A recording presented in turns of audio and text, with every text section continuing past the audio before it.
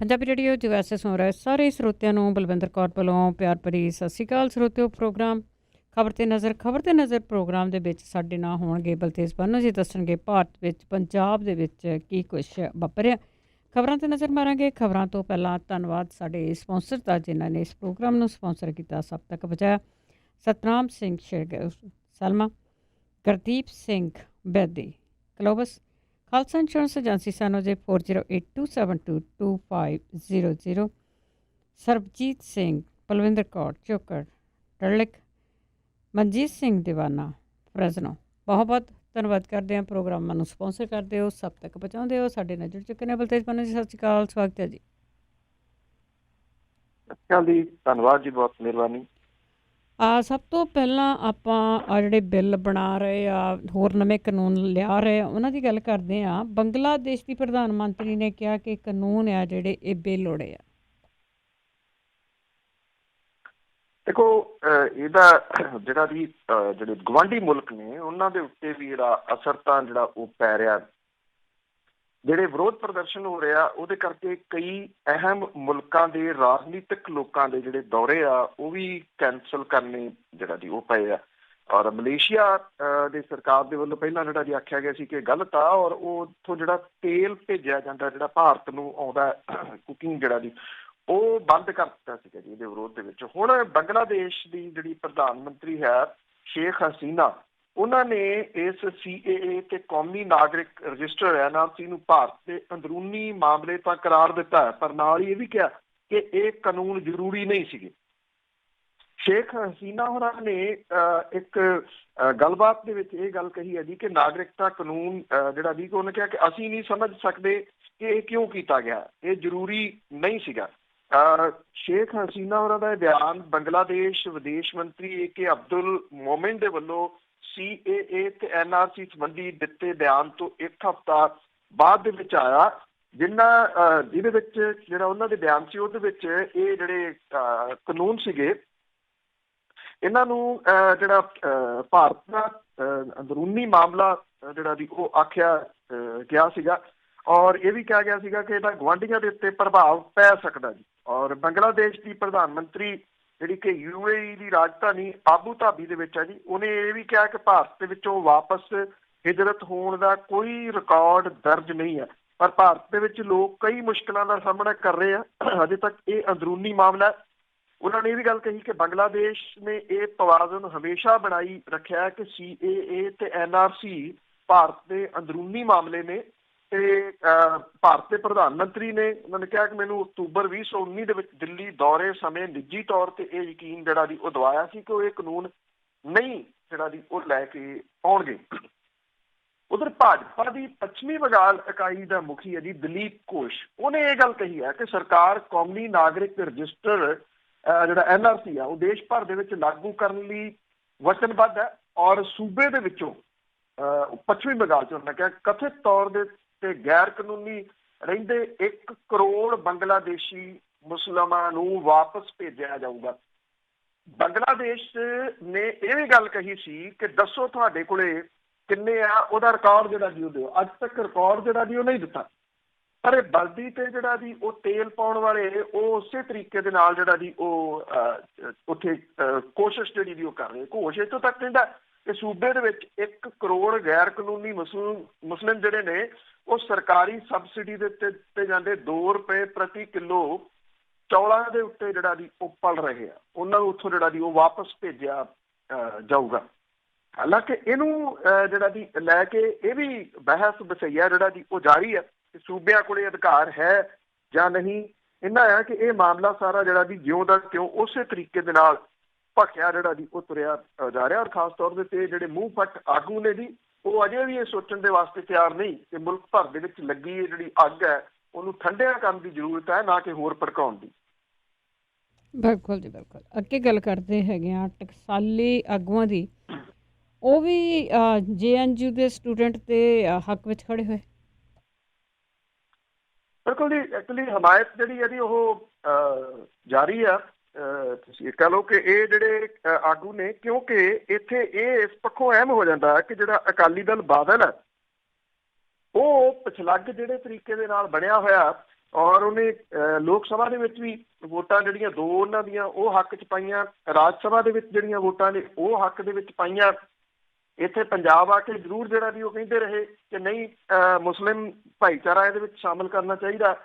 ਜਾਂ ਬਾਅਦ ਦੇ ਵਿੱਚ ਵਿਧਾਨ ਸਭਾ ਦੇ ਵਿੱਚ ਜਦੋਂ ਪਾਸ ਕੀਤਾ ਪੰਜਾਬ ਸਰਕਾਰ ਨੇ ਤਾਂ ਉੱਥੇ ਵੀ ਜਿਹੜਾ ਜੀ ਇਹਨਾਂ ਨੇ ਉਹਦਾ ਵਿਰੋਧ ਕੀਤਾ ਕਿ ਮਤਾ ਪਾਸ ਨਹੀਂ ਹੋਣਾ ਚਾਹੀਦਾ। ਅਕਾਲੀ ਦਲ ਨੇ ਜਿਹੜਾ ਜੀ ਸ਼ਾਇਦ ਇਹਦੇ ਤੋਂ ਕਿਤੇ ਨਾ ਕਿਤੇ ਤੁਸੀਂ ਕਹਿ ਲਓ ਕਿ ਸਮਝਦਿਆਂ ਹੋਇਆ ਜਿਹੜੇ ਇਹ ਟਕਸਾਲੀ ਹੈ ਨੇ ਜੀ, ਅਕਾਲੀ ਦਲ ਟਕਸਾਲੀ, ਉਹਨਾਂ ਜਿਹੜਾ ਆਗੂਆਂ ਨੇ ਜਾ ਕੇ ਜਿਹੜੀ JNU ਹੈ ਉੱਥੇ ਜਾ ਕੇ ਇਹਨਾਂ ਵਿਦਿਆਰਥੀਆਂ ਦੀ ਸਪੋਰਟ ਕੀਤੀ ਔਰ ਉਹਨਾਂ ਵਿਦਿਆਰਥੀਆਂ ਦੇ ਨਾਲ ਜਾ ਕੇ ਜਿਹੜਾ ਜੀ ਉਹ ਖੜੇ ਹੋਏ, ਉਹਨਾਂ ਦੇ ਸੰਘਰਸ਼ ਦੀ ਸਪੋਰਟ ਕੀਤੀ। ਇਹਦੇ 'ਚ ਰਣਜੀਤ ਸਿੰਘ ਬ੍ਰਹਮਪੁਰਾ, ਤੇਵਾ ਸਿੰਘ ਸੇਖਵਾਂ, ਬੀਰ ਦਵਿੰਦਰ ਸਿੰਘ ਜਿਹੜੇ ਜੀ ਉਹ ਸ਼ਾਮਲ ਨੇ। ਔਰ ਇਹਨਾਂ ਨੇ ਜਿਹੜੇ ਵਿਦਿਆਰਥੀ ਯੂਨੀਅਨ ਤੇ JNU ਜਿਹੜੀ ਅਧਿਆਪਕ ਐਸੋਸੀਏਸ਼ਨ ਆ ਉਹਨਾਂ ਦੇ ਆਗੂਆਂ ਦੇ ਨਾਲ ਵੀ ਮੁਲਾਕਾਤ ਕੀਤੀ, ਉਹਨਾਂ ਦੇ ਸੰਘਰਸ਼ ਨੂੰ ਜਿਹੜੀ ਵੀ ਉਹ ਹਮਾਇਤ ਕੀਤੀ। ਔਰ ਇਹਨਾਂ ਆਗੂਆਂ ਨੇ ਵਿਦਿਆਰਥੀਆਂ ਨੇ ਕਿਹਾ ਕਿ ਜਿਹੜਾ ਇੱਥੋਂ ਦਾ JNU ਦਾ ਵਾਈਸ ਚਾਂਸਲਰ ਹੈ ਜੀ ਉਹ ਅਸਮਰੱਥ ਹੈ ਜਿਹੜਾ ਜੀ ਉਹ ਚਲਾਉਣ ਤੋਂ। ਤੋ ਇਹਨੂੰ ਜਿਹੜਾ ਜੀ ਇਹਨੂੰ ਇਸ ਪੁਆਇੰਟ ਆਫ ਵਿਊ ਦੇ ਨਾਲ ਵੀ ਦੇਖਿਆ ਜਾ ਰਿਹਾ ਹੈ ਕਿ ਪੰਜਾਬ ਦੇ ਵਿੱਚ ਜਿਹੜੀ ਲੋਕਾਂ ਦੀ ਜਿਹੜੀ ਸਹਿਮਤੀ ਆ ਉਹ ਇਹਨਾਂ ਸਟੂਡੈਂਟਸ ਦੇ ਨਾਲ ਔਰ CAA ਦੇ ਵਿਰੋਧ ਦੇ ਵਿੱਚ ਹੈ। ਸ਼ਾਇਦ ਕਿਤੇ ਨਾ ਕਿਤੇ ਜਿਹੜੀਆਂ ਇਹ ਸਿਆਸੀ ਪਾਰਟੀਆਂ ਨੇ ਉਹ ਸਮਝ ਰਹੀਆਂ ਨੇ ਇਸ ਗੱਲ ਨੂੰ। ਇਹਨਾਂ ਜਿਹੜੇ ਅਕਾਲੀ ਦਲ ਟਕਸਾਲੀ ਵਾਲੇ ਨੇ ਉਹਨਾਂ ਦਾ JNU ਜਾਣਾ ਇਹਨੂੰ ਇਸੇ ਜਿਹੜਾ ਵੀ ਉਹ ਨਜ਼ਰ ਤੋਂ ਦੇਖਿਆ ਜਾ ਰਿਹਾ ਔਰ ਬੜਾ ਇਹ ਅਹਿਮ ਹੈ ਕਿਉਂਕਿ ਜਿਹੜੇ ਇਹਦੇ ਵਿੱਚ ਇੰਨਾ ਜ਼ਰੂਰ ਹੋਇਆ ਕਿ ਜਿਹੜੀ ਮੀਟਿੰਗ ਹੋਈ ਆ ਬਾਕੀ ਜਿਹੜੇ ਨੇ ਜਿਨ੍ਹਾਂ ਦੇ ਵਿੱਚ ਸੁਖਦੇਵ ਸਿੰਘ ਢੀਂਡਸਾ ਹੋਰੀ ਨੇ ਉਹ ਨਹੀਂ ਗਏ ਇੱਥੇ ਜਿਹੜਾ, ਔਰ ਇਹ ਸਿਰਫ ਅਕਾਲੀ ਦਲ ਟਕਸਾਲੀ ਵਾਲੇ ਜਿਹੜਾ ਉੱਥੇ ਜਾ ਕੇ ਉਹਨਾਂ ਨੇ ਇਹਨਾਂ ਸਟੂਡੈਂਟਸ ਦੀ ਹਮਾਇਤ ਜਿਹੜੀ ਆ ਉਹ ਕੀਤੀ ਆ। ਹੁਣ ਸ਼ਾਇਦ ਇਹਦੇ ਪਿੱਛੇ ਪੋਲੀਟੀਕਲ ਜਿਹੜਾ ਰੀਜ਼ਨ ਨੇ ਸੁਖਦੇਵ ਸਿੰਘ ਢੀਂਡਸਾ ਹੋਰੀ ਜਿਹੜਾ ਵੀ ਉਹ ਕਿਉਂ ਨਹੀਂ ਗਏ ਕਿਉਂਕਿ ਉਹਨਾਂ ਨੂੰ ਭਾਰਤੀ ਜਨਤਾ ਪਾਰਟੀ ਤੋਂ ਵੀ ਇੱਕ ਵੱਡੀ ਜਿਹੜੀ ਦੀ ਉਹ ਆਸ ਹੈ ਔਰ ਇਹ ਕਿਹਾ ਜਾਂਦਾ ਕਿ ਉਹਨਾਂ ਦੇ ਕਹੇ ਦੇ ਉੱਤੇ ਹੀ ਜਿਹੜਾ ਜੀ ਇਹ ਸਾਰਾ ਕੁਝ ਚੱਲ ਰਿਹਾ, ਇਸ ਕਰਕੇ ਹੋ ਸਕਦਾ ਕਿ ਉਹ ਉੱਥੇ ਨਾ ਗਏ ਹੋਣ। ਪਰ ਅਕਾਲੀ ਦਲ ਟਕਸਾਲੀ ਦਾ ਉੱਥੇ ਜਿਹੜਾ ਜੀ ਉਹ ਜਾਣਾ ਇਹ ਕਿਤੇ ਨਾ ਕਿਤੇ ਪੰਜਾਬ ਦੇ ਲੋਕਾਂ ਦੀ ਜਿਹੜੀ ਨਬਜ਼ ਹੈ ਉਹਦੀ ਗੱਲ ਜਿਹੜੀ ਵੀ ਇਹ ਹੋ ਸਕਦੀ ਹੈ ਕਿ ਪੰਜਾਬ ਦੇ ਲੋਕਾਂ ਨੂੰ ਇਹ ਦੱਸਿਆ ਜਾ ਸਕੇ ਕਿ ਅਸੀਂ ਦੇਖੋ ਇਹਦੀ ਹਮਾਇਤ ਕਰ ਰਹੇ ਹਾਂ ਕਿਉਂਕਿ ਬਹੁ ਗਿਣਤੀ ਜਿਹੜੇ ਪੰਜਾਬ ਦੇ ਲੋਕ ਨੇ ਜੀ ਉਹ CAA ਦੇ ਵਿਰੋਧੀ ਨੇ ਔਰ ਸਟੂਡੈਂਟ ਦੇ ਹੱਕ ਦੇ ਵਿੱਚ ਨੇ, ਉਹਨਾਂ ਦੀ ਸੰਘਰਸ਼ ਦੀ ਹਮਾਇਤ ਕਰਦੇ ਨੇ। ਬਿਲਕੁਲ ਜੀ, ਨਾਲ ਦੀ ਨਾਲ ਹੋਰ ਚਿਹਰਿਆਂ ਦਾ ਵੀ ਪਤਾ ਲੱਗਦਾ ਜਾਊਗਾ ਲੋਕਾਂ ਨੂੰ ਵੀ ਕੌਣ ਕੌਣ ਹਮਾਇਤ ਕਰਦਾ ਆ। ਤੇ ਅੱਗੇ ਕੈਪਟਨ ਦੀ ਸੋਨੀਆ ਗਾਂਧੀ ਦੇ ਨਾਲ ਮੀਟਿੰਗ ਹੋਵੇਗੀ। ਮੀਟਿੰਗ ਡਿਊ ਜਿਹੜੀ ਹੈ ਜੀ ਇਹ ਲੰਬੇ ਸਮੇਂ ਤੋਂ ਆ। ਦਸੰਬਰ ਦੇ ਵਿੱਚ ਵੀ ਕੈਪਟਨ ਅਮਰਿੰਦਰ ਸਿੰਘ ਹੋਰਾਂ ਨੂੰ ਜਿਹੜੇ ਕਾਂਗਰਸ ਦੇ ਕਾਰਜਕਾਰੀ ਪ੍ਰਧਾਨ ਨੇ ਸੋਨੀਆ ਗਾਂਧੀ ਜੀ ਉਹਨਾਂ ਸੱਦਿਆ ਸੀ ਪਰ ਇਹ ਮੀਟਿੰਗ ਹੋ ਨਹੀਂ ਸੀ ਸਕੀ। ਇਹਨੂੰ ਲੈ ਕੇ ਕਈ ਤਰ੍ਹਾਂ ਦੀਆਂ ਗੱਲਾਂ ਜਿਹੜੀਆਂ ਦੀ ਉਹ ਹੋਈਆਂ ਸੀ ਉਸ ਟਾਈਮ ਦੇ ਉੱਤੇ। ਅੱਜ ਬਦਲੇ ਹੋਏ ਹਾਲਾਤਾਂ ਦੇ ਵਿੱਚ ਜਦੋਂ ਪ੍ਰਤਾਪ ਸਿੰਘ ਬਾਜਵਾ ਹੋਰਾਂ ਨੇ ਖਾਸ ਤੌਰ ਦੇ ਉੱਤੇ ਸਿੱਧੇ ਹਮਲੇ ਜਿਹੜੇ ਜੀ ਉਹ ਬੋਲੇ ਆ ਕੈਪਟਨ ਅਮਰਿੰਦਰ ਸਿੰਘ ਹੋਰਾਂ ਦੇ ਉੱਤੇ, ਉਹਨਾਂ ਦੀ ਕਾਰਗੁਜ਼ਾਰੀ ਦੇ ਉੱਤੇ, ਔਰ ਜਿਹੜੇ ਕਾਂਗਰਸ ਦੇ ਪ੍ਰਧਾਨ ਨੇ ਸੁਨੀਲ ਜਾਖੜ ਜਿਹੜੇ ਉਹਨਾਂ ਨੇ ਜਿਹੜਾ ਜੀ ਕਿੰਤੂ ਪ੍ਰੰਤੂ ਸਿੱਧੇ ਜਿਹੜੇ ਜੀ ਉਹ ਕੀਤੇ ਆ। ਉਹ ਚਾਹੇ ਐਡਵੋਕੇਟ ਜਨਰਲ ਦੇ ਉੱਤੇ ਕਿੰਤੂ ਪ੍ਰੰਤੂ ਹੈ, ਚਾਹੇ ਜਿਹੜੇ ਕੈਪਟਨ ਅਮਰਿੰਦਰ ਸਿੰਘ ਹੋਰਾਂ ਦੇ ਖਾਸਮ ਖਾਸ ਔਰ ਜਿਹੜੇ ਸਰਕਾਰ ਚਲਾਉਂਦੇ ਆ ਸੁਰੇਸ਼ ਕੁਮਾਰ ਉਹਨਾਂ ਦੇ ਉੱਤੇ ਜਿਹੜਾ ਜੀ ਉਹ ਕੀਤੇ ਕਿੰਤੂ ਪ੍ਰੰਤੂ ਨੇ। ਇਹਦੇ ਦੌਰਾਨ ਜਿਹੜਾ CAA ਦੇ ਹੱਕ ਦੇ ਵਿੱਚ ਮਤਾ ਪਾਇਆ ਕੈਪਟਨ ਅਮਰਿੰਦਰ ਸਿੰਘ ਹੋਰਾਂ ਨੇ ਉਹਦੀ ਆੜ ਦੇ ਵਿੱਚ ਹੁਣ ਉਹ ਜਿਹੜਾ ਜੀ ਉਹ ਮਿਲਣ ਦੇ ਵਾਸਤੇ ਅੱਜ ਮੀਟਿੰਗ ਜਿਹੜੀ ਜੀ ਹੋਊਗੀ। ਉਹ ਦਿੱਲੀ ਪਹੁੰਚੇ ਹੋਏ ਨੇ ਸੋਨੀਆ ਗਾਂਧੀ ਹੋਰਾਂ ਦੇ ਨਾਲ ਕਿਉਂਕਿ ਇਹ ਮਤੇ ਦੇ ਕਰਕੇ ਜਿਹੜਾ ਜੀ ਉਹ ਕੈਪਟਨ ਅਮਰਿੰਦਰ ਸਿੰਘ ਹੋਰਾਂ ਨੂੰ ਜਿਹੜਾ ਜੀ ਉਹ ਵਧੀਆ ਇੱਕ ਬਹਾਨਾ ਮਿਲ ਗਿਆ ਸੋਨੀਆ ਗਾਂਧੀ ਹੋਰਾਂ ਦੇ ਨਾਲ ਮੁਲਾਕਾਤ ਜਿਹੜਾ ਜੀ ਉਹ ਕਰਨ ਦਾ। ਇਹ ਕਿਹਾ ਜਾ ਰਿਹਾ ਹੈ ਕਿ ਜਿਹੜੀ ਪੰਜਾਬ ਵਜ਼ਾਰਤ ਹੈ ਉਹਦੇ ਵਿੱਚ ਕੁਝ ਚੇਂਜਸ ਜਿਹੜੀਆਂ ਉਹ ਹੋ ਸਕਦੀਆਂ ਨੇ, ਕੁਝ ਜਿਹੜੇ ਮੰਤਰੀ ਨੇ ਉਹ ਹਟਾਏ ਜਾ ਸਕਦੇ ਨੇ, ਕੁਝ ਨਵੇਂ ਮੰਤਰੀ ਇਹਦੇ ਵਿੱਚ ਲਏ ਜਾ ਸਕਦੇ ਨੇ। ਜਿਹੜੇ ਰਾਣਾ ਗੁਰਜੀਤ ਸਿੰਘ ਜਿਨ੍ਹਾਂ ਨੂੰ ਰੇਤਾ ਦੇ ਕਰਕੇ ਜੀ ਰੇਤ ਮਾਫੀਏ ਦੇ ਨਾਲ ਡਾਇਰੈਕਟਲੀ ਜਿਹੜੀ ਸੀ ਉਹ ਇਨਵੋਲਵਮੈਂਟ ਹੋਣ ਕਰਕੇ ਉਹਨਾਂ ਨੂੰ ਲਾਂਭੇ ਕੀਤਾ ਗਿਆ ਸੀਗਾ ਮੰਤਰੀ ਮੰਡਲ ਚੋਂ। ਕੈਪਟਨ ਅਮਰਿੰਦਰ ਸਿੰਘ ਹੋਰੀ ਤਰਲੋ ਮੱਛੀ ਹੋ ਰਹੇ ਨੇ ਕਿ ਰਾਣਾ ਗੁਰਜੀਤ ਸਿੰਘ ਹੋਰਾਂ ਨੂੰ ਵਾਪਸ ਜਿਹੜਾ ਜੀ ਉਹ ਲਿਆਂਦਾ ਜਾਵੇ ਇਹ ਮੰਤਰੀ ਮੰਡਲ ਦੇ ਵਿੱਚ। ਨਵਜੋਤ ਸਿੰਘ ਸਿੱਧੂ ਹੋਰਾਂ ਵਾਲਾ ਜਿਹੜਾ ਜੀ ਮਸਲਾ ਉਹ ਵੀ ਅਜੇ ਜਿਉਂ ਦਾ ਤਿਉਂ ਖੜਾ। ਇਹ ਜਿਹੜੀ ਅੱਜ ਮੁਲਾਕਾਤ ਹੋਣੀ ਹੈ, ਇਦੋਂ ਪਹਿਲਾਂ ਇਹ ਵੀ ਪਤਾ ਲੱਗ ਰਿਹਾ ਕਿ ਜਿਹੜੇ ਕੁਛ MLA ਜਿਹੜੇ ਲਾਲੇ ਸੀਗੇ ਸਲਾਹਕਾਰ, ਉਹਨਾਂ ਦੇ ਵਿੱਚੋਂ ਇੱਕ ਜਿਹੜਾ ਰਾਜਾ ਵੜਿੰਗ ਹੈ, ਉਹਨੇ ਮੁੱਖ ਮੰਤਰੀ ਦੇ ਸਲਾਹਕਾਰ ਦੇ ਤੋਂ ਅਸਤੀਫਾ ਜਿਹੜਾ ਜੀ ਉਹ ਦਿੱਤਾ ਹੈ। ਇਹ ਵੀ ਉੱਥੇ ਮਾਮਲਾ ਉੱਠਣ ਦੀ ਸੰਭਾਵਨਾ ਹੈ ਕਿ ਇੰਨੇ ਸਲਾਹਕਾਰਾਂ ਦੀ ਲੋੜ ਕੀ ਸੀਗੀ, ਕਿਉਂਕਿ ਇਹਦੇ ਉੱਤੇ ਜਿਹੜੇ ਵਿਧਾਨ ਸਭਾ ਦੇ ਸਪੀਕਰ ਨੇ ਉਹਨਾਂ ਮਾਫ ਕਰਨਾ ਰਾਜਪਾਲ ਨੇ ਜਿਹੜਾ ਜੀ ਰਾਜਪਾਲ ਨੇ ਇਹਦੇ ਉੱਤੇ ਸਹੀ ਨਹੀਂ ਪਾਈ ਇਸ ਫਾਈਲ ਦੇ ਉੱਤੇ, ਔਰ ਸਹੀ ਪੈਣ ਦੀ ਆਸ ਵੀ ਜਿਹੜੀ ਜੀ ਉਹ ਨਹੀਂ ਹੈਗੀ। ਰਾਜਪਾਲ ਨੇ ਸਹੀ ਕਿਉਂ ਨਹੀਂ ਪਾਈ, ਇਹਦੇ ਪਿੱਛੇ ਜਿਹੜੇ ਦੀ ਕਾਰਨ ਉਹ ਇਹ ਦੱਸੀਦੇ ਆ ਕਿ ਰਾਜਪਾਲ ਦੀ ਨੇੜਤਾ ਹੈ ਵਿਧਾਨ ਸਭਾ ਦੇ ਸਪੀਕਰ ਦੇ ਨਾਲ, ਰਾਣਾ KP ਹੋਰਾਂ ਦੇ ਨਾਲ। ਉਹ ਰਾਣਾ KP ਹੋਰਾਂ ਨੂੰ ਮਿਨਿਸਟਰ ਬਣਾਉਣਾ ਚਾਹੁੰਦੇ ਆ ਤੇ ਉਹ ਵਿਧਾਨ ਸਭਾ ਦਾ ਸਪੀਕਰ ਕੋਈ ਹੋਰ ਲਾ ਲਓ, ਉਹਨਾਂ ਨੂੰ ਮਿਨਿਸਟਰ ਬਣਾ ਦਿਓ ਔਰ ਪਾਵਰ ਮਹਿਕਮਾ ਜਿਹੜਾ ਜੀ ਉਹਨਾਂ ਨੂੰ ਦਿਓ, ਜਿਹੜਾ ਬਿਜਲੀ ਵਾਲਾ।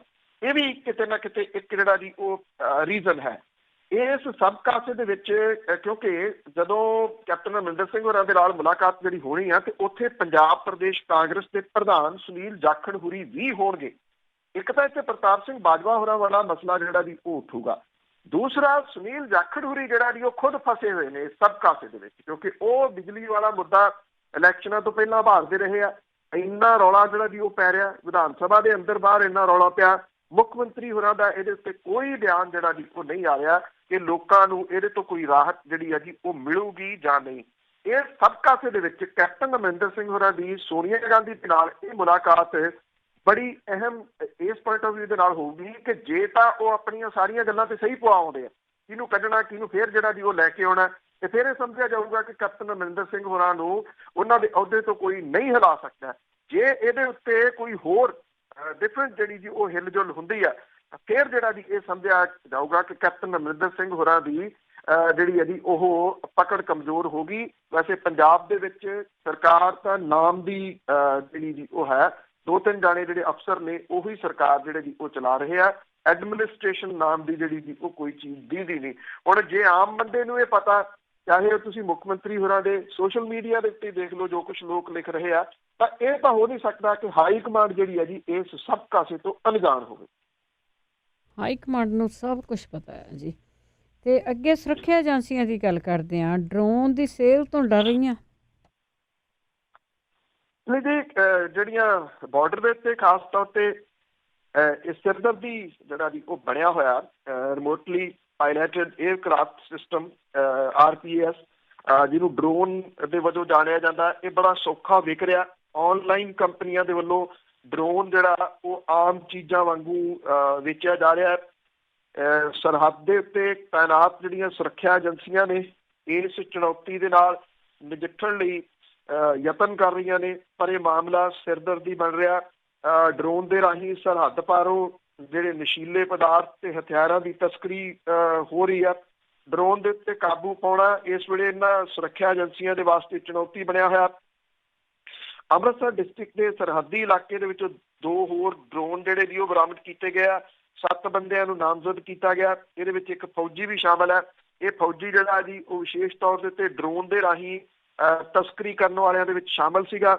ਔਰ ਇਹ ਤੋਂ ਪਹਿਲਾਂ ਪਿਛਲੇ ਸਾਲ ਅਕਤੂਬਰ ਦੇ ਮਹੀਨੇ ਦੇ ਵਿੱਚ ਡਰੋਨ ਦੀ ਮਦਦ ਦੇ ਨਾਲ ਹਥਿਆਰਾਂ ਦੀ ਤਸਕਰੀ ਦਾ ਮਾਮਲਾ ਵੀ ਸਾਹਮਣੇ ਜਿਹੜਾ ਜੀ ਉਹ ਆਇਆ ਸੀਗਾ। ਇਹਦੇ ਵਿੱਚ ਕਈ ਸਿੱਖ ਨੌਜਵਾਨ ਗ੍ਰਿਫਤਾਰ ਕੀਤੇ ਹੋਏ ਆ ਪੁਲਿਸ ਨੇ।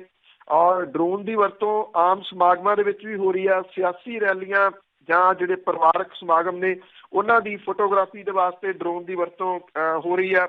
ਡਰੋਨ ਜਿਹੜਾ ਵੱਖ-ਵੱਖ ਕਿਸਮਾਂ ਦੇ ਨੇ ਜੀ, ਇਹ ਵੱਡੇ ਸ਼ਹਿਰਾਂ ਦੀਆਂ ਮਾਰਕੀਟਾਂ 'ਚੋਂ ਆਸਾਨੀ ਦੇ ਨਾਲ ਮਿਲ ਰਹੇ ਆ। ਆਨਲਾਈਨ ਕੰਪਨੀਆਂ ਵੀ ਡਰੋਨ ਵੇਚ ਰਹੀਆਂ ਨੇ। ਪ੍ਰਸਿੱਧ ਆਨਲਾਈਨ ਕੰਪਨੀ ਜਿਹੜੀਆਂ ਨੇ ਉਹਨਾਂ ਦੀ ਵੈਬਸਾਈਟ ਦੇ ਉੱਤੇ ਇਹਨਾਂ ਦੀ ਮਸ਼ਹੂਰੀ ਤੇ ਇਹਨਾਂ ਦੀ ਜਿਹੜੀ ਵਿਕਰੀ ਆ ਉਹ ਵੇਖੀ ਜਾ ਸਕਦੀ ਹੈ ਜੀ। ਹੁਣ ਇਹਨੂੰ ਕੰਟਰੋਲ ਕਿਵੇਂ ਜਿਹੜਾ ਜੀ ਉਹ ਕੀਤਾ ਜਾਵੇ, ਸਿਰਦਰਦੀ ਜਿਹੜੀ ਜੀ ਇਹਨਾਂ ਸੁਰੱਖਿਆ ਏਜੰਸੀਆਂ ਦੇ ਵਾਸਤੇ ਇਹੀ ਜਿਹੜਾ ਜੀ ਉਹ ਬਣੀ ਹੋਈ ਆ। ਇਹ ਵੀ ਜਿਹੜਾ ਜੀ ਕਿਹਾ ਜਾ ਰਿਹਾ ਹੈ ਕਿ ਜਿਹੜੀ ਅੰਮ੍ਰਿਤਸਰ ਦੀ ਪੁਲਿਸ ਹੈ ਉਹਨੇ ਇੱਕ ਬੰਦੇ ਨੂੰ ਗ੍ਰਿਫਤਾਰ ਕੀਤਾ ਜਿਹੜਾ ਦਿੱਲੀ ਦਾ ਰਹਿਣ ਵਾਲਾ। ਉਹ ਪ੍ਰਾਈਵੇਟ ਕੰਪਨੀ ਦੇ ਵਾਸਤੇ ਕੰਮ ਕਰਦਾ, ਜਿਹੜਾ ਕਿ ਡਰੋਨ ਵੇਚਣ ਦਾ ਕੰਮ ਜਿਹੜਾ ਜੀ ਉਹ ਕਰਦੀ ਹੈ। ਹੁਣ ਪੁਲਿਸ ਨੇ ਉਹਨੂੰ ਤਾਂ ਅਰੈਸਟ ਕੀਤਾ ਕਿ ਉਹ ਕੋਈ ਪੇਪਰ ਜਿਹੜਾ ਜੀ ਉਹ ਵਿਖਾਉਣ ਦੇ ਵਿੱਚ ਫੇਲ ਹੋਇਆ। ਪਰ ਸਵਾਲ ਜਿਹੜਾ ਸਭ ਤੋਂ ਵੱਡਾ ਇਹ ਆ ਕਿ ਜਿਹੜੀਆਂ ਆਨਲਾਈਨ ਸ਼ਾਪਿੰਗ ਹੈ ਜੀ, ਉੱਥੋਂ ਇਹਨੂੰ ਕਿਵੇਂ ਹਟਵਾਇਆ ਜਾਵੇ ਜੀ, ਕਿਉਂਕਿ ਆਨਲਾਈਨ ਕੁਝ ਜਿਹੜੀਆਂ ਕੰਪਨੀਆਂ ਨੇ ਉਹ ਏਡੀਆਂ ਪਾਵਰਫੁਲ ਹੋ ਗਈਆਂ ਹੋਈਆਂ ਨੇ ਕਿ ਉਹਨਾਂ ਦੇ ਉੱਤੇ ਕਾਬੂ ਕਰ ਸਕਣਾ ਬੜਾ ਜਿਹੜਾ ਜੀ ਉਹ ਔਖਾ। ਸੁਰੱਖਿਆ ਏਜੰਸੀਆਂ ਆਪਣੇ ਦਾਅਵੇ ਜਿਹੜਾ ਜੀ ਉਹ ਕਰੀ ਜਾਂਦੀਆਂ ਨੇ, ਪਰ ਇਹਨਾਂ ਚੀਜ਼ਾਂ ਦਾ ਇਹਦਾ ਦੂਸਰਾ ਜਿਹੜਾ ਪੱਖ ਹੈ ਕਿ ਡਰੋਨ ਸਿਰਫ ਕੋਈ ਸਰਹੱਦ ਦੇ ਉੱਤੇ ਨਸ਼ੇ ਲਿਆਉਣ ਜਾਂ ਹਥਿਆਰਾਂ ਦੇ ਵਾਸਤੇ ਨਹੀਂ ਵਰਤਿਆ ਜਾਂਦਾ। ਇਹ ਨਵੇਂ ਯੁੱਗ ਦੀ ਇੱਕ ਤਕਨੀਕ ਹੈ। ਜਿਹੜੇ ਹਸਪੀਟਲਾਂ ਦੇ ਵਿੱਚ ਬਲੱਡ ਪਹੁੰਚਾਉਣ ਦੇ ਵਾਸਤੇ ਵਿਦੇਸ਼ਾਂ ਦੇ ਵਿੱਚ ਇਹਨੂੰ ਜਿਹੜਾ ਜੀ ਉਹ ਵਰਤਿਆ ਜਾਂਦਾ। ਕੁਝ ਫੂਡ ਕੰਪਨੀਆਂ ਜਿਹੜੀਆਂ ਜੀ ਉਹ ਇਹਨੂੰ ਡਿਲੀਵਰੀ ਦੇ ਤੌਰ ਦੇ ਉੱਤੇ ਡਿਲੀਵਰੀ ਦੇ ਵਾਸਤੇ ਜਿਹੜਾ ਜੀ ਉਹ ਵਰਤ ਰਹੀਆਂ ਨੇ। ਇਹਦੇ ਬਹੁਤ ਸਾਰੇ ਪੋਜ਼ਿਟਿਵ ਪੱਖ ਨੇ ਜੀ। ਜਿਹੜੀਆਂ ਸੁਰੱਖਿਆ ਏਜੰਸੀ ਨੇ ਉਹਨਾਂ ਨੂੰ ਇੱਕੋ ਪੱਖ ਇਹਦੇ ਵਿੱਚ ਜਿਹੜਾ ਜੀ ਉਹ ਦੀਦਾ ਤੇ ਸਰਹੱਦੀ ਖੇਤਰ ਦੇ ਵਿੱਚ ਲੋਕਾਂ ਦੇ ਵਾਸਤੇ ਮੁਸੀਬਤ ਜਿਹੜਾ ਜੀ ਉਹ ਬਣਿਆ। ਇਸ ਪੱਖੋਂ ਮੁਸੀਬਤ ਬਣਿਆ ਹੋਇਆ ਕਿ ਕੋਈ ਡਰੋਨ ਜਿਹੜਾ ਜੀ ਕਿਸੇ ਨੇ ਚੜਾ ਲਿਆ ਜਾਂ ਉਤਰ ਆਇਆ ਤੇ ਉਹ ਪਿੰਡ ਦੀ ਸ਼ਾਮਤ ਜਿਹੜੀ ਜੀ ਉਹ ਆ ਜਾਂਦੀ ਹੈ। ਉਹਦੇ ਚ ਕਿੰਨੇ ਕੁ ਲੋਕ ਜਿਹੜੇ ਜੀ ਉਹ ਧਰ ਲਏ ਜਾਂਦੇ ਆ ਕਿ ਆਹ ਵੀ ਹੋ ਸਕਦਾ, ਆਹ ਵੀ ਹੋ ਸਕਦਾ। ਉਹਦੀ ਆੜ ਦੇ ਵਿੱਚ ਬਹੁਤ ਸਾਰੀਆਂ ਗ੍ਰਿਫਤਾਰੀਆਂ ਹੋ ਰਹੀਆਂ ਨੇ। ਜੀ ਜੀ ਜੀ, ਲੋਕੀ ਇਦਾਂ ਬਹੁਤ ਫਸਦੇ ਆ ਨਾ।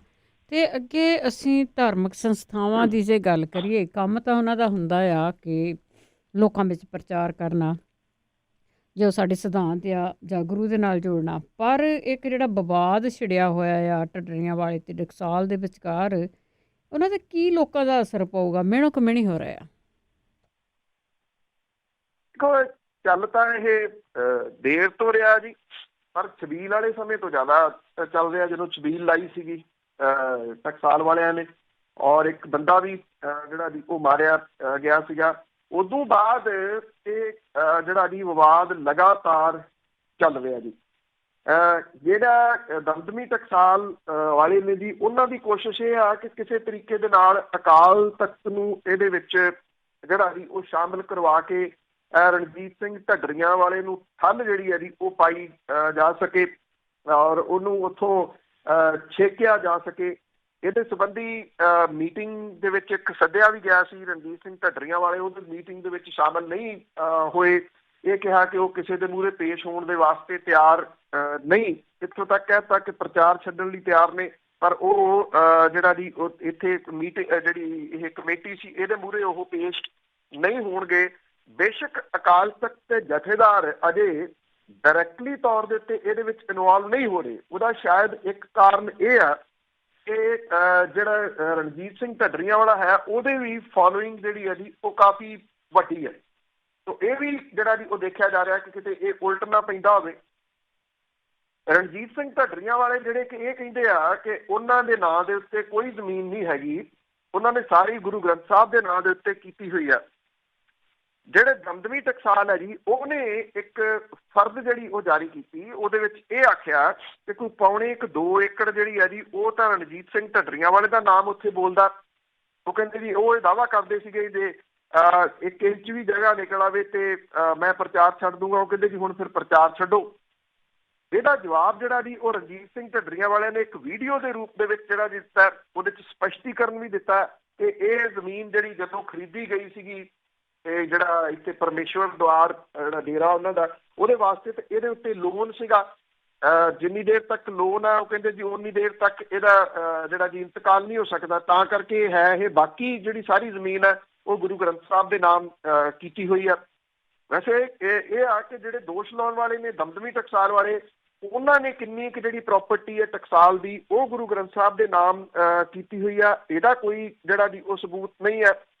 ਦੂਸਰਾ ਇਹ ਕਿ ਜਿਸ ਕਿਸਮ ਦੇ ਨਾਲ ਇਹ ਵਿਵਾਦ ਜਿਹੜਾ ਜੀ ਬੇਲੋੜਾ ਦੋਨਾਂ ਨੇ ਖੜਾ ਜਿਹੜਾ ਉਹ ਕੀਤਾ ਹੋਇਆ, ਇਹ ਕਿੰਨਾ ਕੁ ਲਾਹੇਵੰਦ ਜਿਹੜਾ ਜੀ ਉਹ ਹੋ ਸਕਦਾ ਭਾਈਚਾਰੇ ਦੇ ਵਾਸਤੇ, ਕਿਉਂਕਿ ਵੰਡੀਆਂ ਹੀ ਪੈ ਰਹੀਆਂ ਨੇ ਨਾ ਜੀ। ਹਰ ਗੱਲ ਦੇ ਉੱਤੇ ਵੰਡੀਆਂ ਪੈ ਰਹੀਆਂ ਨੇ, ਹਰ ਗੱਲ ਦੇ ਉੱਤੇ ਧੜੇਬਾਜ਼ੀਆਂ, ਦੁਸ਼ਮਣੀਆਂ ਜਿਹੜੀਆਂ ਜੀ। ਕਿਉਂਕਿ ਦੂਸਰਾ ਇਹ ਹੈ ਕਿ ਅੱਜ ਕੱਲ੍ਹ ਜਿਹੜਾ ਨਵਾਂ ਚੱਲਿਆ ਜੀ ਤਕਨੀਕ, ਪਹਿਲਾਂ ਤਾਂ ਸਿਆਸੀ ਪਾਰਟੀਆਂ ਦੇ ਹੈਗੇ ਆ ਜੀ ਜਿਹੜੇ IT ਵਿੰਗ ਬਣੇ ਹੋਏ, ਹੁਣ ਇਹਨਾਂ ਧਾਰਮਿਕ ਲੋਕਾਂ ਨੇ ਵੀ ਆਪਣੇ IT ਵਿੰਗ ਜਿਹੜੇ ਜੀ ਉਹ ਬਣਾਏ ਹੋਏ ਆ, ਚਾਹੇ ਉਹ ਟਕਸਾਲ ਹੈ ਚਾਹੇ ਉਹ ਢੱਡਰੀਆਂ ਵਾਲਾ ਜੀ।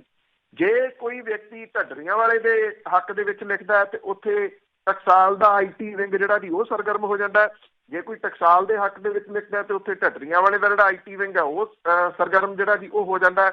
ਫਿਰ ਹੈਰਾਨੀ ਵਾਲੀ ਗੱਲ ਇਹ ਆ ਕਿ ਜੇ ਕੋਈ ਵਿਅਕਤੀ ਜਿਹੜਾ ਆਮ ਵਿਅਕਤੀ ਵੀ ਇਹਨਾਂ ਦੇ ਬਾਰੇ ਲਿਖੇ ਤੇ ਉੱਥੇ ਫਿਰ ਜਿਹੜੇ ਸੋਸ਼ਲ ਮੀਡੀਆ ਦੇ ਉੱਤੇ ਇਹ ਕਮੈਂਟਸ ਕਰਦੇ ਨੇ ਉਹਨਾਂ ਦੀ ਆਪਣੀ ਫੋਟੋ ਉਹਨਾਂ ਮੋਸਟਲੀ ਜਿਹੜੇ ਅਕਾਊਂਟਸ ਨੇ ਉਹਨਾਂ ਦੇ ਉੱਤੇ ਆਪਣੀ ਫੋਟੋ ਨਹੀਂ ਉਹਨਾਂ ਨੇ ਲਾਈ ਹੋਈ, ਉਹਦੇ ਉੱਤੇ ਕਿਸੇ ਨਾ ਕਿਸੇ ਪ੍ਰਸਿੱਧ ਵਿਅਕਤੀ ਦੀ ਜਿਹੜੀ ਉਹ ਫੋਟੋ ਲਾ ਕੇ ਉਹ ਅਕਾਊਂਟ ਖੋਲੇ ਹੋਏ ਨੇ। ਔਰ ਜੋ ਗੰਦ ਉੱਥੇ ਜਿਹੜਾ ਜੀ ਇਹ ਸਾਰੇ ਬਕਦੇ ਨੇ, ਗਾਲਾਂ ਜਿਹੜੀਆਂ ਦੀ ਉਹ ਦਿੰਦੇ ਨੇ, ਉਹਨੂੰ ਵੇਖ ਕੇ ਜਿਹੜਾ ਜੀ ਇਹ ਉਹ ਜ਼ਰੂਰ ਲੱਗਦਾ ਕਿ ਇਹ ਲੋਕ ਧਾਰਮਿਕ ਨੇ ਜੀ, ਜਾਂ ਇਹ ਧਾਰਮਿਕ ਹੋਣ ਦਾ ਦਾਅਵਾ ਕਰਦੇ ਨੇ ਜਿਹੜੇ ਇਹਨਾਂ ਦੇ ਅੱਗੋਂ ਜਿਹੜੇ ਫਾਲੋਅਰ ਰੱਖੇ ਹੋਏ ਨੇ ਜਾਂ ਜਿਹੜੇ ਵਿੰਗ ਬਣਾਏ ਹੋਏ ਨੇ। ਮੈਂ ਤਾਂ ਵੈਸੇ ਇਹਨਾਂ ਨੂੰ ਦਿਹਾੜੀਦਾਰ ਮਜ਼ਦੂਰ ਹੀ ਕਹਿੰਦਾ ਹੁੰਦਾ ਕਿ ਦਿਹਾੜੀ ਦੇ ਉੱਤੇ ਰੱਖੇ ਹੋਏ ਨੇ, ਕਿੰਨੇ ਕਮੈਂਟਸ ਕਰਨੇ ਨੇ, ਕਿੰਨੇ ਜਿਹੜਾ ਜੀ ਕੀ ਕੁਛ ਜਿਹੜਾ ਉਹ ਲਿਖਣਾ, ਇਹ ਸਾਰਾ ਕੁਛ ਜਿਹੜਾ ਜੀ ਉਹ ਵੇਖ ਕੇ ਇਹ ਨਹੀਂ ਪਤਾ ਲੱਗ ਰਿਹਾ ਕਿ ਇਹ ਤੁਰ ਕਿੱਧਰ ਨੂੰ ਪਏ ਨੇ ਔਰ ਕੀ ਕਰਨਾ ਕੀ ਚਾਹੁੰਦੇ ਨੇ, ਸਿੱਧ ਕੀ ਕਰਨਾ ਚਾਹੁੰਦੇ ਨੇ। ਕਰਨ ਵਾਲਾ ਕੰਮ ਹੀ ਨਹੀਂ ਕਰਨਾ, ਬਾਕੀ ਤਾਂ ਸਭ ਕੁਝ ਕਰਨਾ ਆ। ਅੱਗੇ ਗੱਲ ਕਰਦੇ ਆ ਕਾਨੂੰਨ ਦੀਆਂ ਚੋਰ ਮੋਰੀਆਂ ਦੀ। ਨਿਰਭਇਆ ਕਾਂਡ ਵਾਲੇ ਜਿਹੜੇ ਆ ਉਹ ਇਸ ਦੇ ਨਾਲ ਖੇਡ ਰਹੇ ਆ ਜੀ ਖੁੱਲਾ। ਬਿਲਕੁਲ ਜੀ, ਐਕਚੁਅਲੀ ਇੱਕ ਦਿਨ ਅਦਾਲਤ ਨੇ ਟਿੱਪਣੀ ਜਿਹੜੀ ਜੀ ਕੀਤੀ ਸੀ, ਬੜੀ ਅਹਿਮ ਟਿੱਪਣੀ ਸੀਗੀ ਕਿ ਜਿਹੜਾ ਸਿਸਟਮ ਹੈ ਉਹ ਕੈਂਸਰ ਬਣ ਗਿਆ। ਔਰ ਇਹ ਟਿੱਪਣੀ ਹੈ ਵੀ ਜਿਹੜਾ ਜੀ ਉਹ ਸਹੀ ਕਿ ਕੈਂਸਰ ਜਿਹੜਾ ਜੀ ਉਹ ਬਣ ਗਿਆ ਔਰ ਇਹ ਜਿਹੜਾ ਕੈਂਸਰ ਆ ਉਹਦਾ ਫਾਇਦਾ ਜਿਹੜਾ ਜੀ ਇਹ ਲੋਕ ਲੈ ਰਹੇ ਆ। ਮੌਤ ਦੀ ਸਜ਼ਾ ਪਾਉਣ ਵਾਲੇ ਜਿਹੜਾ ਜੀ ਇਹ ਜਬਰ ਜਨਾਹ ਦੇ ਦੋਸ਼ੀ ਤੇ ਕਤਲ ਦੇ ਜਿਹੜੇ ਦੋਸ਼ੀ ਜੀ ਉਹਨਾਂ ਦੀ ਫਾਂਸੀ ਨੂੰ ਲੈ ਕੇ ਜਿਹੜਾ ਜੀ ਵਾਦ ਵਿਵਾਦ ਵੱਡੇ ਪੱਧਰ ਦੇ ਉੱਤੇ ਜਿਹੜਾ ਜੀ ਉਹ ਚੱਲ ਰਿਹਾ। ਇਹ ਕਿਹਾ ਜਾ ਰਿਹਾ ਹੈ ਕਿ ਉਹ ਹਰ ਹੱਥ ਖੰਡਾ ਅਪਣਾ ਰਹੇ ਆ ਤਾਂ ਕਿ ਇਹਦੇ ਵਿੱਚ ਦੇਰੀ ਜਿਹੜੀ ਜੀ ਉਹ ਹੋਵੇ। ਸਿਆਸਤ ਇੰਨੀ ਹੈ, ਇਹ ਵੀ ਕਿਹਾ ਜਾ ਰਿਹਾ ਕਿ ਜਿਹੜੀਆਂ ਦਿੱਲੀ ਦੀਆਂ ਚੋਣਾਂ ਨੇ ਉਹ ਵੀ ਕਿਤੇ ਨਾ ਕਿਤੇ ਇਸ ਸਭ ਕਾਸੇ ਦੇ ਵਿੱਚ ਇੱਕ ਬਹੁਤ ਵੱਡਾ ਜਿਹੜਾ ਜੀ ਉਹ ਰੋਲ ਨੇ, ਕਿਉਂਕਿ ਜਿਹੜੀ ਕੇਂਦਰ ਦੀ ਸਰਕਾਰ ਹੈ ਉਹ ਇਹ ਚਾਹੁੰਦੀ ਹੈ ਕਿ ਵੋਟਾਂ ਦੇ ਨੇੜੇ ਜਾ ਕੇ ਜਿਹੜੀ ਜੀ ਇਹ ਫਾਂਸੀ ਹੋਵੇ। 8 ਤਰੀਕ ਨੂੰ ਵੋਟਾਂ ਪੈਣੀਆਂ ਨੇ, 8 ਫਰਵਰੀ। ਤੁਸੀਂ ਦੇਖੋ ਕਿਸ ਟਾਈਪ ਦੀ ਇੱਥੇ ਸਿਆਸਤ ਜਿਹੜੀ ਜੀ ਉਹ ਹੈ। ਇਹ ਠੀਕ ਹੈ, ਚੋਰ ਮੋਰੀਆਂ ਜਿਹੜੀਆਂ ਨੇ ਉਹ ਆਪਣੀ ਜਗ੍ਹਾ ਦੇ ਉੱਤੇ ਨੇ, ਅਦਾਲਤੀ ਟਿੱਪਣੀ ਉਹਦੇ ਉੱਤੇ ਬੜੀ ਅਹਿਮ ਹੈ, ਪਰ ਇਹ ਵੀ ਹੈ ਕਿ ਜਿਹੜੀ ਸਿਆਸਤ ਹੈ ਉਹ ਬਹੁਤ ਵੱਡਾ ਰੋਲ ਇਹਦੇ ਵਿੱਚ ਨਿਭਾ ਰਹੀ ਹੈ। ਇਹ ਕੀ ਕਰ ਰਿਹਾ ਜੀ, ਇੱਕ ਇੱਕ ਕਰਕੇ ਅਰਜ਼ੀ ਦੇ ਰਹੇ ਆ ਤਾਂ ਕਿ ਜਦੋਂ ਤੱਕ ਹੋ ਸਕੇ ਮੌਤ ਟਾਲੀ ਜਾ ਸਕੇ। ਇੱਕ ਵਰਗ ਜਿਹੜਾ ਇਹ ਵੀ ਕਹਿਣ ਲੱਗਿਆ ਕਿ ਜੇ 4 ਵਿੱਚੋਂ ਇੱਕ ਦੋਸ਼ੀ ਦੇ ਸਾਰੇ ਕਾਨੂੰਨੀ ਬਦਲ ਖਤਮ ਹੋ ਗਏ ਤਾਂ ਪਹਿਲਾਂ ਉਹਨੂੰ ਫਾਂਸੀ ਦੇ ਦਿੱਤੀ ਜਾਵੇ।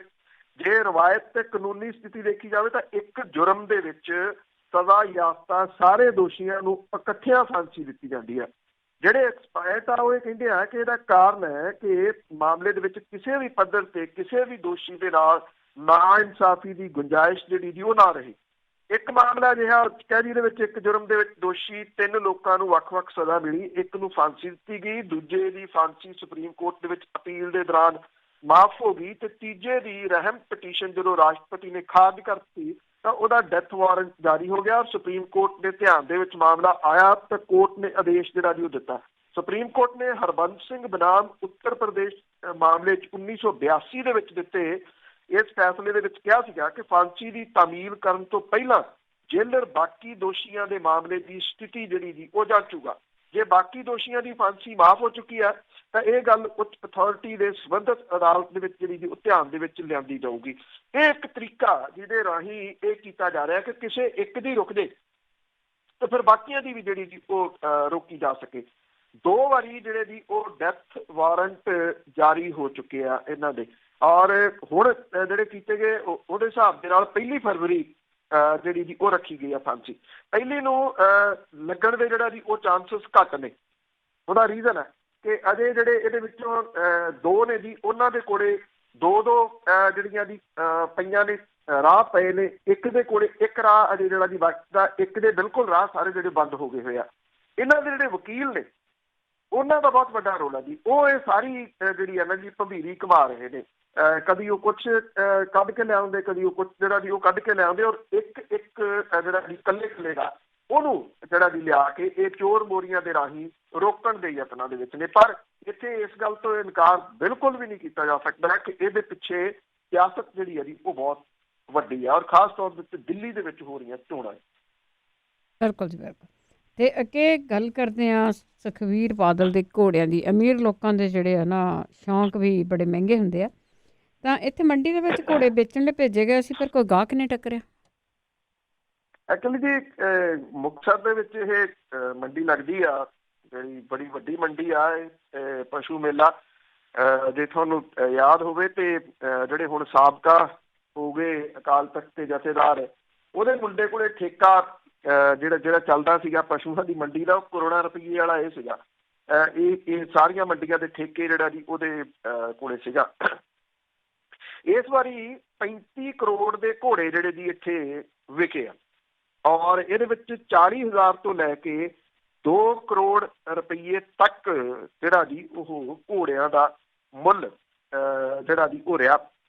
ਔਰ ਇਹਦੇ ਵਿੱਚ ਜਿਹੜਾ ਜੀ ਆਖਿਆ ਗਿਆ ਕਿ ਇਸ ਵਾਰੀ ਜਿਹੜੇ ਪਸ਼ੂ ਪਾਲਣ ਵਾਲੇ ਨੇ ਜੀ ਉਹ 1810 ਵੱਖ-ਵੱਖ ਨਸਲਾਂ ਦੇ ਘੋੜੇ ਲੈ ਕੇ ਜਿਹੜਾ ਜੀ ਉਹ ਪਹੁੰਚੇ ਹੋਏ ਸੀ, ਜਿਹਦੇ ਵਿੱਚੋਂ 680 ਘੋੜੇ ਜਿਹੜੇ ਆ ਉਹਨਾਂ ਦੀ ਵਿਕਰੀ ਹੋਈ ਆ। ਇਸ ਮੇਲੇ ਦੇ ਵਿੱਚ ਸਭ ਤੋਂ ਜ਼ਿਆਦਾ ਮਹਿੰਗਾ ਘੋੜਾ 2 ਲੱਖ ਰੁਪਈਏ ਦੀ ਕੀਮਤ ਦਾ ਜਿਹੜਾ ਜੀ ਉਹ ਵਿਕਿਆ, ਔਰ ਜਿਹੜਾ ਜੀ 2 ਲੱਖ ਜਾਂ 1.5 ਲੱਖ ਰੁਪਈਏ ਤੱਕ ਦੀ ਜਿਹੜੇ ਕੀਮਤ ਦੇ ਘੋੜੇ ਨੇ ਉਹ ਵੀ ਵਿਕੇ ਨੇ। ਇਸ ਵਾਰੀ ਮਾਰਵਾੜੀ ਤੇ ਨੁਕਰਾ ਨਸਲ ਦੇ ਘੋੜੇ ਜ਼ਿਆਦਾ ਜਿਹੜੇ ਜੀ ਉਹ ਵਿਕੇ ਆ।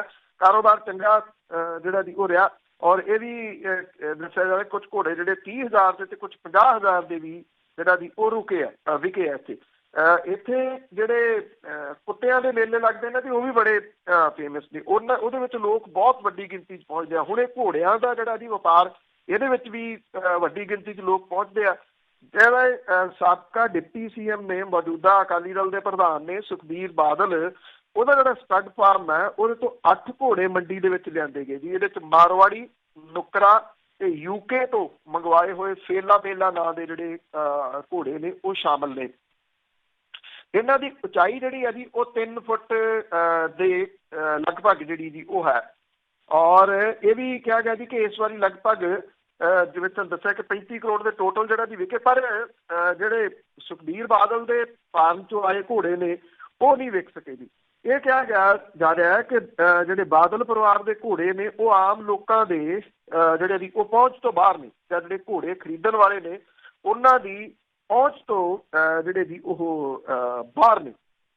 ਉਹ ਇਸ ਕਰਕੇ ਬਾਹਰ ਨੇ ਜੀ, ਇਹ ਕਿਹਾ ਜਾ ਰਿਹਾ ਕਿ ਇਹ ਵੱਖ-ਵੱਖ ਥਾਵਾਂ ਤੋਂ ਲਿਆਂਦੇ ਗਏ ਇਹ ਜਿਹੜੇ ਘੋੜੇ ਨੇ, ਜਿਨ੍ਹਾਂ ਦੀ ਕੀਮਤ ਇੰਨੀ ਆ ਕਿ ਉਹ ਆਮ ਜਿਹੜੇ ਦੀ ਇਹ ਖਰੀਦਣ ਵਾਲੇ ਉਹ ਨਹੀਂ ਖਰੀਦ ਸਕਦੇ, ਜਿਨ੍ਹਾਂ ਦੀ ਕੀਮਤ ਕੋਈ 8 ਲੱਖ 6 ਲੱਖ ਦੇ ਕਰੀਬ ਜਿਹੜਾ ਦੀ ਉਹ ਦੱਸੀ ਜਾ ਰਹੀ ਹੈ।